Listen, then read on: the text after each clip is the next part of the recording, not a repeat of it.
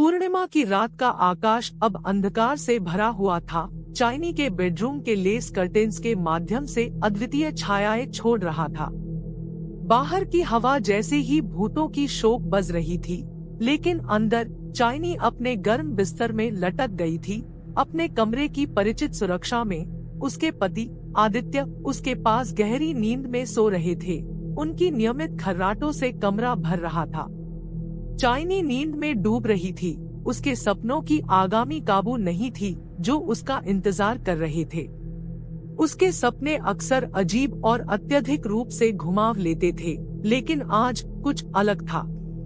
वह खुद को एक जीवन के अंधकार में बंद महसूस कर रही थी, किसी भी मांसपेशियों को हिलाने की अशक्ति में। उसका दिल तेजी से धड़कने लगा, जैसे डर के तेजी से वायरस उसके खून में घुस गया हो। वह मदद के लिए पुकारने की कोशिश करने के बावजूद उसकी आवाज केवल खोया हुआ था अंधकार की छायाओं में। उसकी आंखें आवाज की खोज कर रही थी, पर वह देख रही थी केवल बदलती छायाएं और डर की अद्भुत भावना। चाइनी को अचानक आपदाकालिक आकृति अंधकार से उभरने लगी। यह उसकी अपनी छायात्मक रूप, खोखली आंखों और एक विद्वेष हंसी के साथ थी। यह दोगुना चाइनी के पास आया, उसकी ठंडी हड्डी की उंगलियों से एक डरावना मार बनाते हुए। यह उसकी कान में अंधकार और कुराल अनहद शब्दों को अपने कान में सुना, उसकी मानसिकता में एक अंधकार भर दिया। चाइनी की छाती में उसके दिल की धड़कन तेज हो गई। डर उसे अपने शरीर में पूरी तरह से निगलने की धमकी दे रहा था।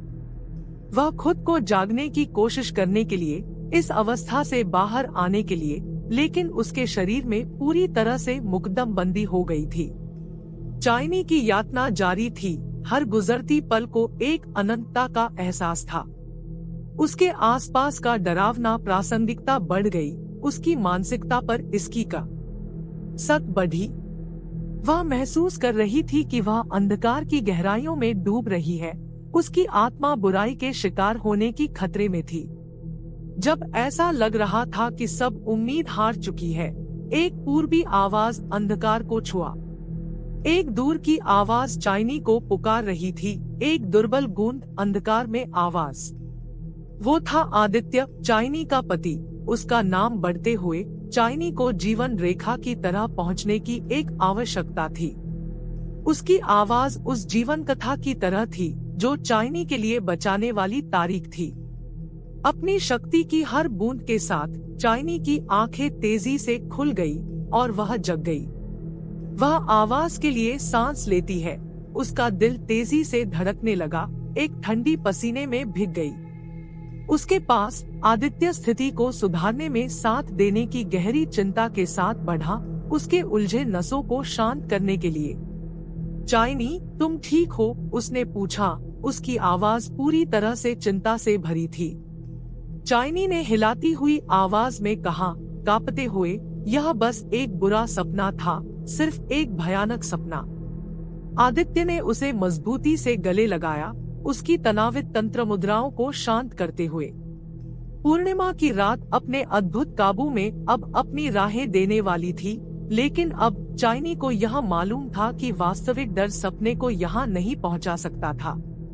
वह अपने प्यारे पति के साथ सुरक्षित थी और सपने की अंधकार इसे यहाँ नहीं पहुँचा सकती थी। उसे यह मालूम नहीं था कि वो रात की याद बरकरार रहेगी, सपनों और वास्तविकता के बीच की पतली रेखा की, और सोने की कई गहराइयों में कभी कभी आने वाले डर की गहरी यादें दिलाएगी।